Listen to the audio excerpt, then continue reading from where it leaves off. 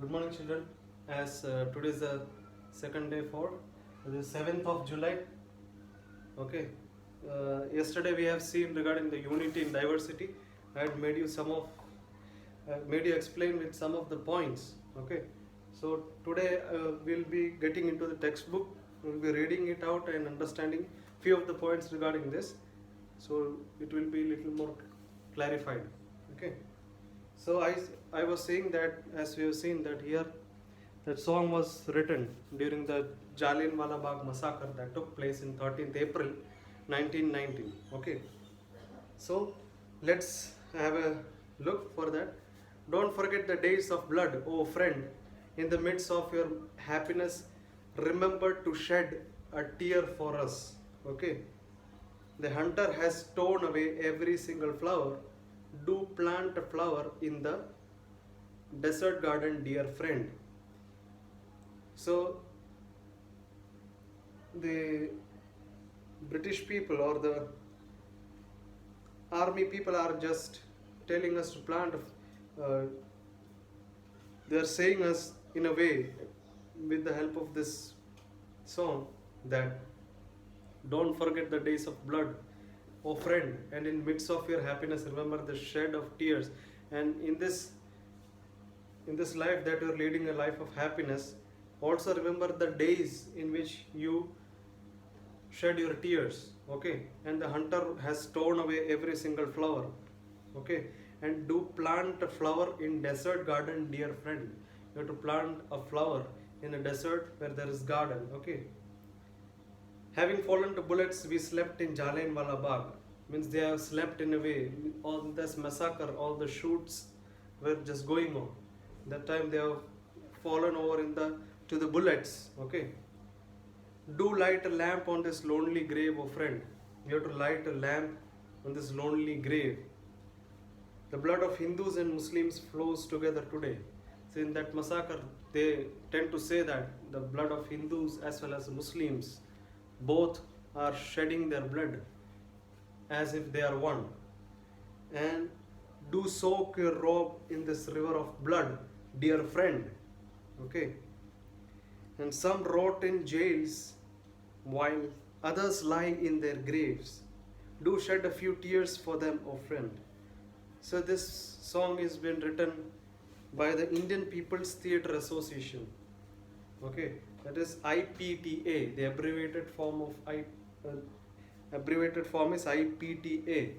So the full form of this abbreviated form IPTA is Indian People's Theatre Association. So they, with the help of that association, they have written this song. So let's see why this and how this song just got written.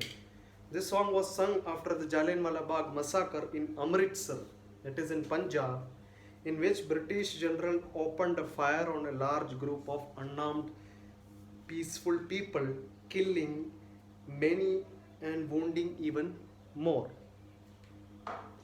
Men and women, Hindus, Sikhs and Muslims, rich and poor, had gathered to protest against the British.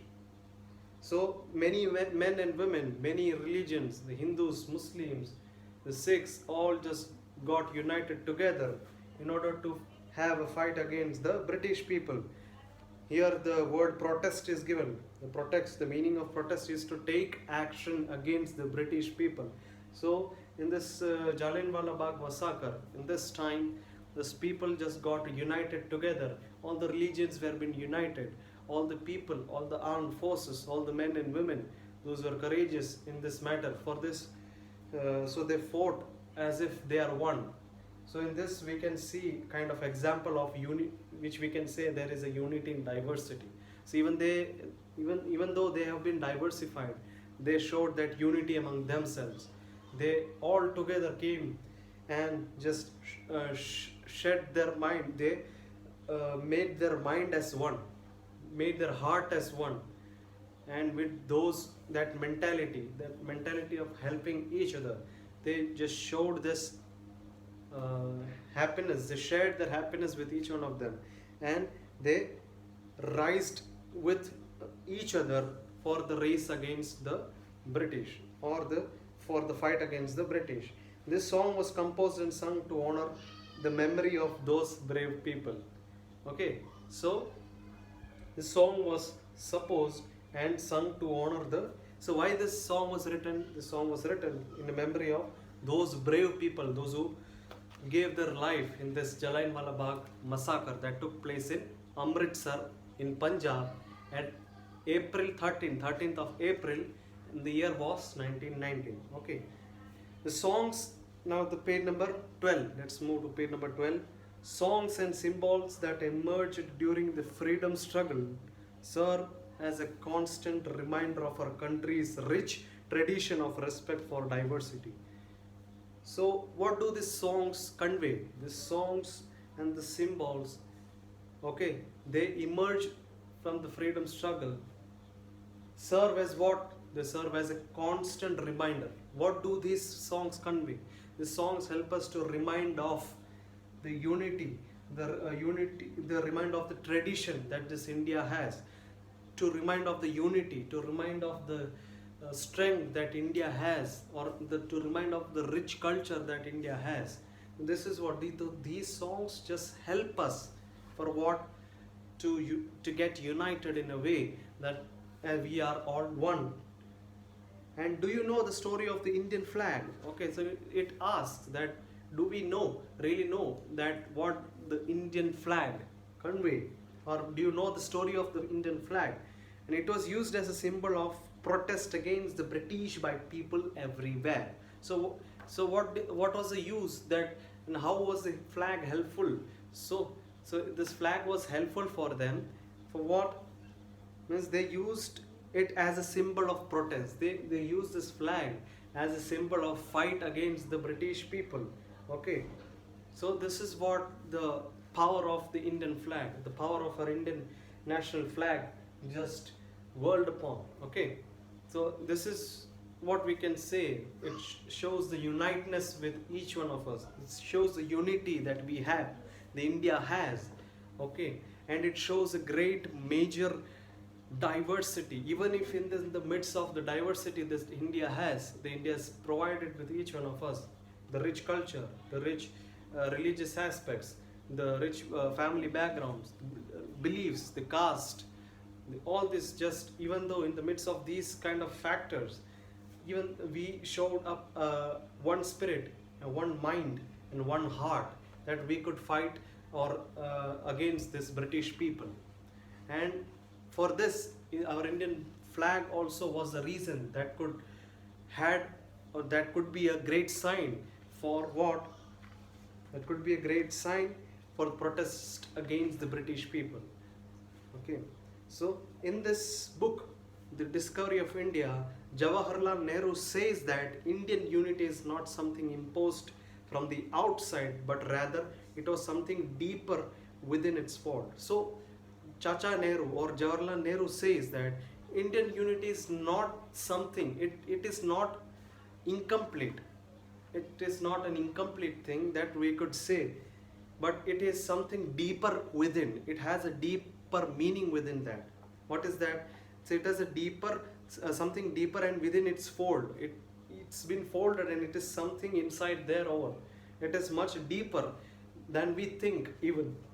Okay, and the widest tolerance of belief and custom was practiced. So our India had practiced widest tolerance, how we could tolerate each other, even though we have been diversified, how we could tolerate with each other's religious aspects, the caste aspects, our different kind of way, the styles, how we could accept all this as one, and every variety acknowledged and even encouraged. So every belief, every customs, all these were being encouraged as one.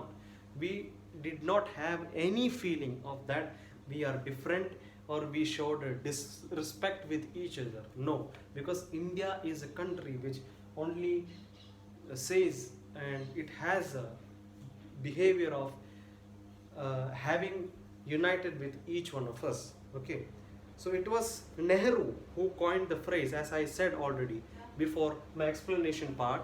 I had already said that it is the former president of India, that is Shri Jawaharlal Nehru Pandit, he phrased the India, or he phrased that unity in diversity to describe our nation. So he is the only one person who described India as what? He described India as what? Unity in diversity. Okay. So this is what? So Chacha Nehru, that is Jawaharlal Nehru, former president, Jawaharlal Nehru phrased this, that there is a unity in diversity. So this is what this entire chapter says, that even though India has been diversified, we should unite together. We should unite with each one of us. So it is our major responsibility to show that respect with each one of us. Okay. So this is what India is been different from other countries. So we have been practiced with, even though we have different customs, we have been practiced with this thing, that we should unite. We should not have that kind of any discrimination among ourselves. See, if one person is black, one person is white, so we should not show that discrimination among each one of us, so that we could be out of this phrase, that unity in diversity. So to keep up this unity in diversity, we should really find this aspect. We should really follow this rule, follow this aspect, that India is one, and we should be working together. We should be walking together in all of the aspects, whether we might be black or white, or we might be having different kind of religious background, we might be having different kind of cultural backgrounds. We should be one. We should be acting as one. So this is what we should show to the other countries, that we are different. So this is the topic, that unity in diversity. I hope that you might have understood regarding this aspect or this topic from this chapter. So in this coming lectures, as we have completed, and now as I would say, we have concluded the chapter, we have completed the first chapter of civics, and this coming lecture we will be moving forward as a recap of this chapter, so that we could get an idea of what we really saw in this chapter, or why this chapter is very important for us to understand. So please do read the chapter. Okay, all the students, all the children, please do keep your books within you, read the chapter, so that you can understand more and more of the diversity. So in this coming lectures, we will be discussing, we will be recapping, we will be revising all those things that we have seen in this first chapter, that is understanding diversity. So up till then, from the next lecture, we will continue with the revision part from the textbook of chapter 1. So until then, see you all guys tomorrow. So have a good day. Thank you.